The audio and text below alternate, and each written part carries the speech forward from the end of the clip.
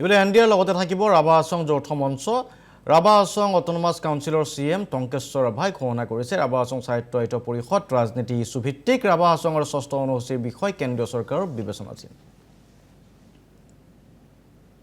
নিৰ্বাচন সমাগত আৰু নিৰ্বাচনক লৈ আচলতে ৰাজনৈতিক দলসমূহ যথেষ্ট তৎপৰ হৈ পৰিছে আৰু এই মুহূৰ্তত মই পোনে পোনে কথা পাতিম ৰাভা হাছং সাহিত্য পৰিষদৰ প্ৰধান টংকেশ্বৰ ৰাভা মোৰ লগত উপস্থিত আছে।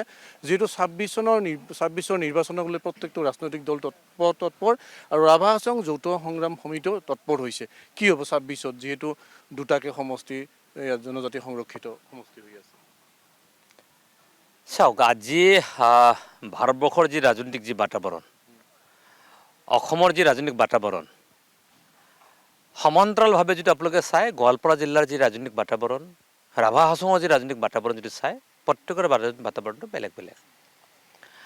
আৰু গোৱালপাৰা জিলা সামাজিকভাৱে যদি বিফৰ ডেলিমিটেশ্যন আৰু আফটাৰ ডেলিমিটেশ্যন যদি আমি চাওঁ, তাৰ ৰাজনৈতিক বাতাবৰণটো সম্পূৰ্ণ সুকীয়া।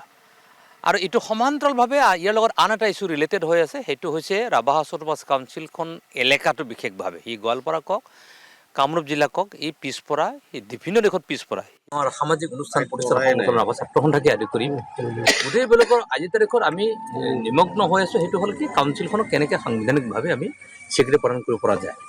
তো আপোনালোকে চাব যে ২০২৯লৈকে কেন্দ্ৰত দেশৰ প্ৰধানমন্ত্ৰী নৰেন্দ্ৰ মোদী ডাঙৰীৰ নেতৃত্বত কেন্দ্ৰীয় চৰকাৰ চলি আছে। ইতিমধ্যে আমাৰ ৰাভা হাছং ইছ্যুটো ইতিমধ্যে দিল্লীলৈকে গুচি গ'ল।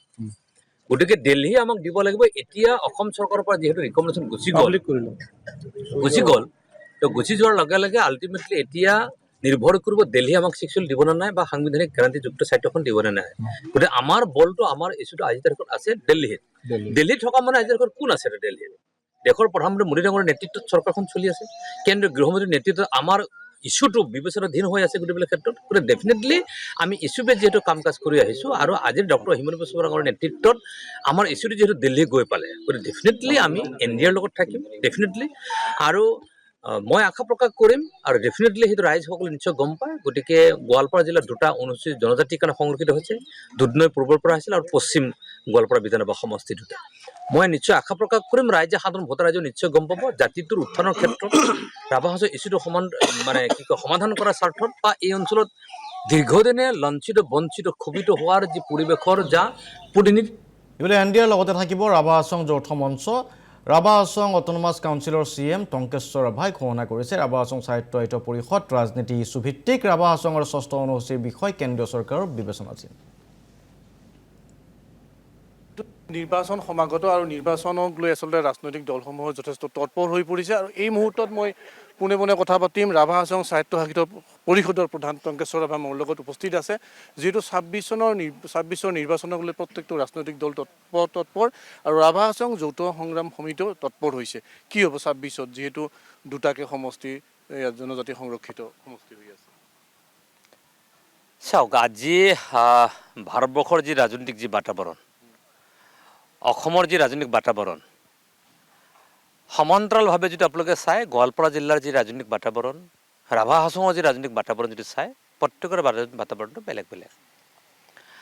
আৰু গোৱালপাৰা জিলা সামাজিকভাৱে যদি বিফৰ ডেলিমিটেশ্যন আৰু আফটাৰ ডেলিমিটেশ্যন যদি আমি চাওঁ, তাৰ ৰাজনৈতিক বাতাবৰণটো সম্পূৰ্ণ সুকীয়া।